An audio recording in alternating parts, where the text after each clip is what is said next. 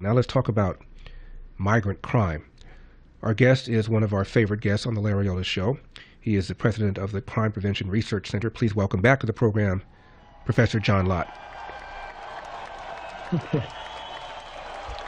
John, they're standing in the aisles for you, my friend. Yeah, well, I'm flattered. I have to say, I've known George Borjas for decades, and he's a truly excellent economist. So, and you know, it's obvious different people gain and lose by who you bring in. The thing is, a lot of the people that have been brought in under the Biden administration and are people who are unskilled, and so it's basically they're going to be competing against relatively unskilled people in the United States. They're the ones that they're going to be lowering the incomes for, and you know, it's Democrats claim that they care about minorities, that they claim about the poor, and yet they go and adopt these policies that specifically tend to harm those people the most. And they're also going to be the likely victims of a lot of the violent crime that occurs, too. Well, John, I think it was Adam Schiff who recently said that illegal aliens commit less crime than do Americans born and raised here. I know you've written extensively about this. A couple of your pieces we're putting up on our website. One is called Crime Rate for Illegal Aliens, Vastly Understated Data Shows.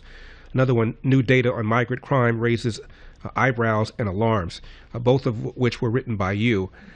What's the truth? Is Adam Schiff and the Democrats right when they say illegal aliens are less likely to commit crime, aside from the original crime of breaking into the country, entering the country, overstaying their visa, than Americans born here?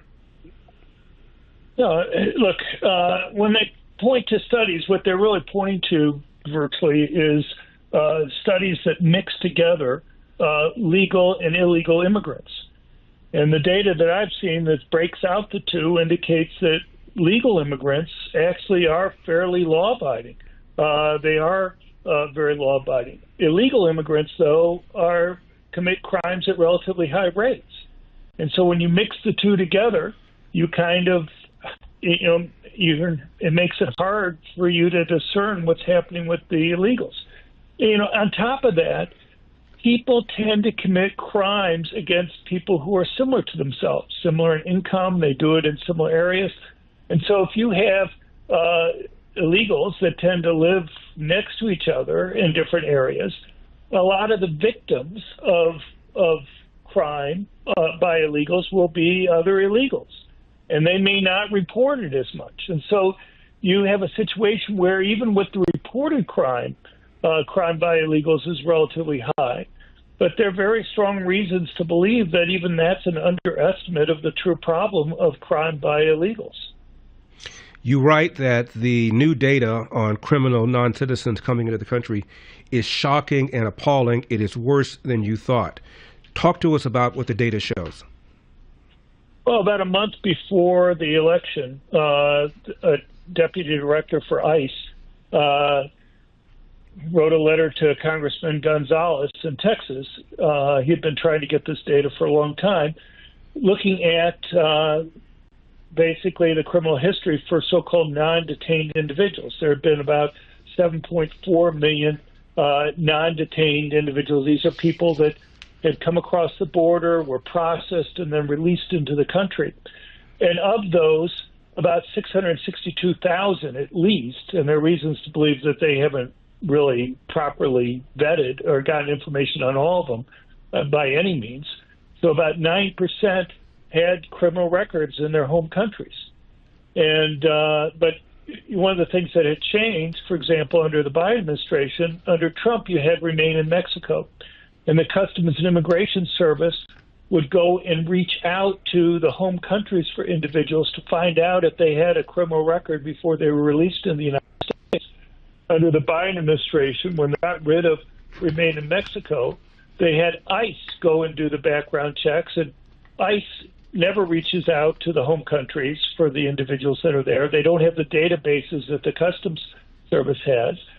And they also, in many cases, may only spend about 2 minutes or so trying to look into these individuals. They would complain about being overwhelmed and not even be able to do the limited checks that they wanted to do. So these were individuals often we'd only find out at a much later date after they had been released into the country that they had these criminal records. But in any case, you're talking about 9%. And there's one other thing to make very clear here, and that is there are basically two groups of people that make up these non-detained individuals. You have people who voluntarily turn themselves in at the border and those who are caught. About 80% of the people that come into the United States during the Biden administration, for example, were ones that voluntarily turned themselves in. Those aren't the ones that you expect to have the real problems with there. It's going to be the ones that you catch. And the other groups are the so-called gotaways, the ones that we see coming across the border and we don't catch. And then the ones that we don't even know. I mean, one of the things that's come out is that, first of all, you have about 90% of the border agents were pulled off of guarding the border and instead used to process illegals that were coming across. And then also we have passive monitoring along the border. But the Biden administration has admitted that 30% of the cameras and other things that were used to passively monitor the border were broken, and they hadn't fixed them. And so you have large areas of the border. We have no idea how many people were coming across. You know, there are like 2 million so-called gotaways that you have there.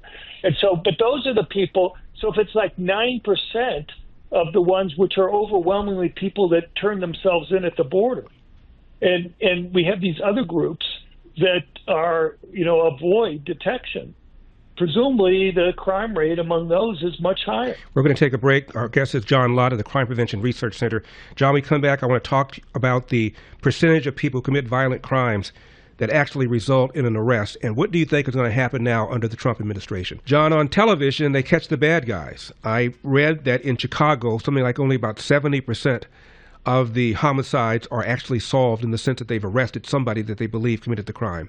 That's just shocking. Well, it's much less than 70%. It's usually less than 20% of murders in Chicago result in arrest.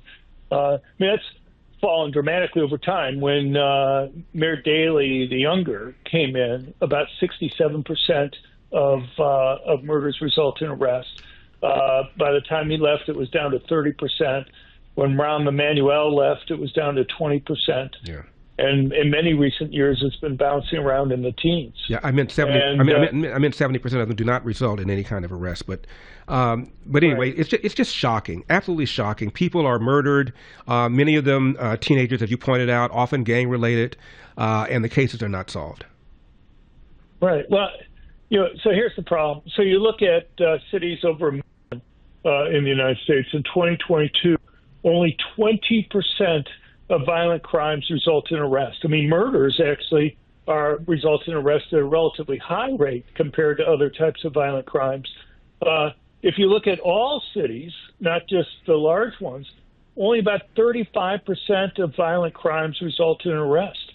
So, you know, in some sense, it's not very risky for criminals, and that's just reported crimes.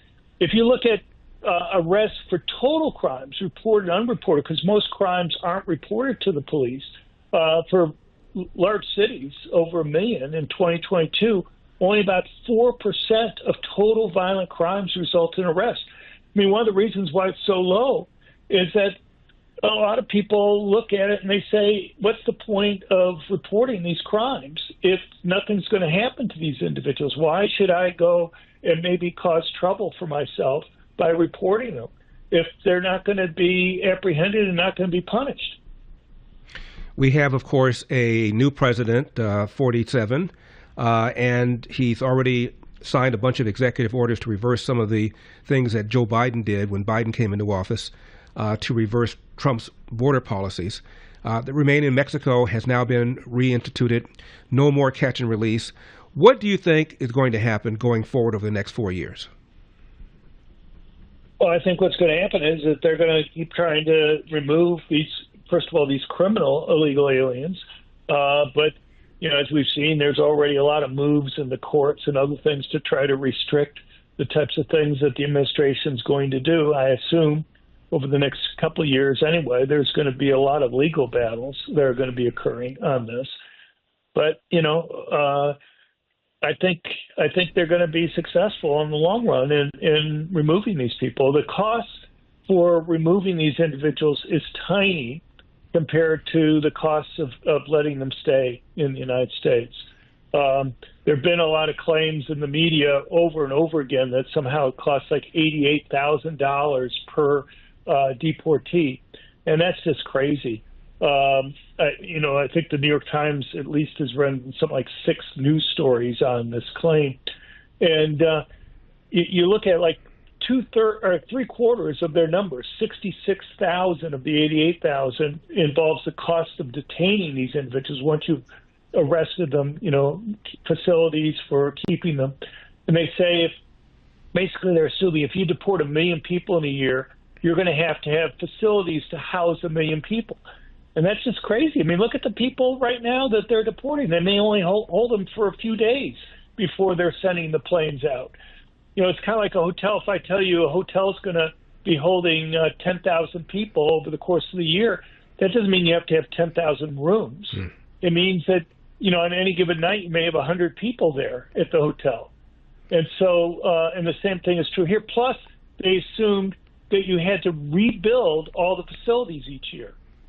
I mean, it's just crazy stuff, and yet the media just goes and reports these things. I think if you compare the cost of crime to the cost of deporting these individuals, the cost of crime, very conservatively, is at least 20 times higher than the cost of deporting them.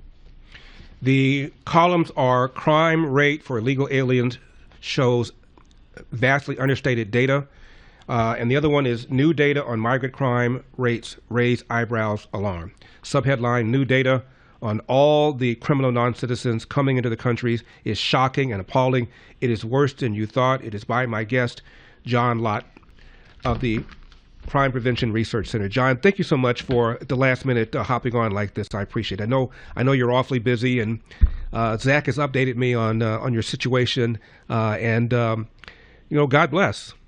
Heal up. Okay, well, thanks for being there, Larry. You got it, John. You make a difference. Thank you. I appreciate it. Take care. Thanks for watching these clips from The Larry Elder Show. If you enjoyed this content, be sure to subscribe to my channel and hit the bell icon so you never miss a moment. More thought-provoking discussions are just a click away, so stay tuned, and we'll see you in the next one.